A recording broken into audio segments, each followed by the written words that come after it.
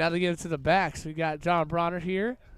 Number 15, a good pass fake is finally brought to ground. Marco Cruz gets it to Brogan Hanley, who makes a cut inside. Tackled by Henry Spencer and another. James Hanlon cuts into the line. And an immediate try. Pass there. And the score. A try. And Rugby. He puts it up there under it. And it sneaks in there, but right in front of the right post. Beautiful kick there from Marco Cruz. Seamus Hallen plowing his way through. And Seamus Hallen scores a try. These Hallens are on fire this game. And last game, Seamus Hallen scored. Got another one off his feet. Offload to John Bronner. John Bronner runs it down the field. There's no way. He's not that fast, but he is. John Bronner gets it down and touches it down the middle. Very nonchalantly scoring a try. Taking the ball in. Just makes everyone get in a bad mood. Everyone except his team. And now learn some things about SLUH Rugby and rugby in general. Yeah, absolutely. But first, before we start, we might as well mention that try there. Looks like Joseph Cadano scores a try. Yeah, Seaside's looked really good today. We have everybody at SLUH plays rugby if they're, medically capable too. So that Seaside's a pretty big group. And, the biggest thing for them is just getting an exposure to the game. And a good switch play there. Seamus Hanlon finds the hole. And Seamus Hanlon puts another one down for a try.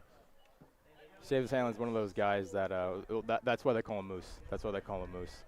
He runs hard enough of wins or running anything necessarily correctly.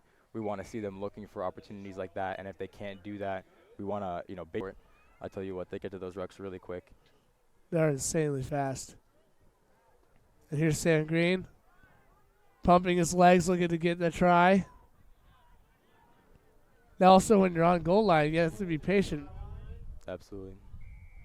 And there's another try for La Salette. Hugh Dvorak.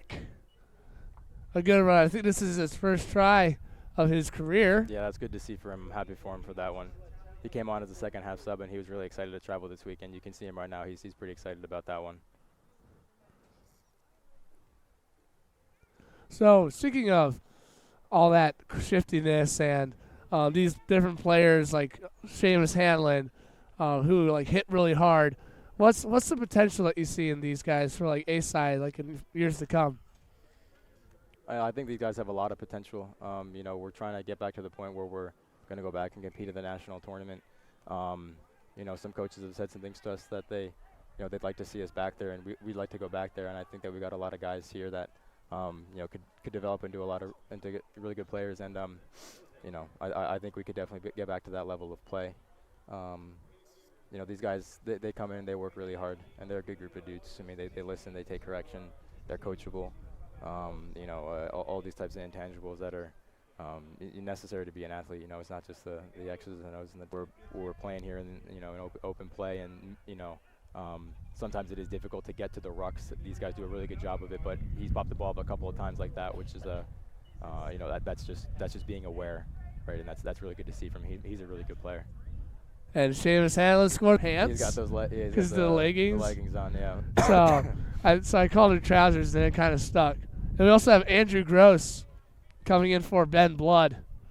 Looks like from Andrew Gross there. Got to play alive. Let's see what they do. Hits that gap. They got a big overload here. This very looks good gonna gap. Go in. Marco Cruz looks to make the kick easy for himself and places it in the middle. Yeah, they had acres. That's very important. Other sports it's more difficult, right? Basketball, you can only field 5 guys on a court at a single time. So at some level, we're just limited by the numbers. Obviously, there's many formational aspects of basketball, and even the formational aspect of sport in general is it's obviously a physical thing. It deals very much with with physical things, and so to get them to engage in that conflict physically will fare them well as they mature. Thank you. That was Andrew Sigmund. Like, yeah.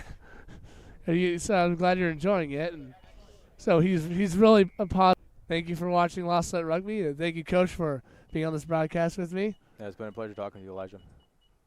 Thank you very much.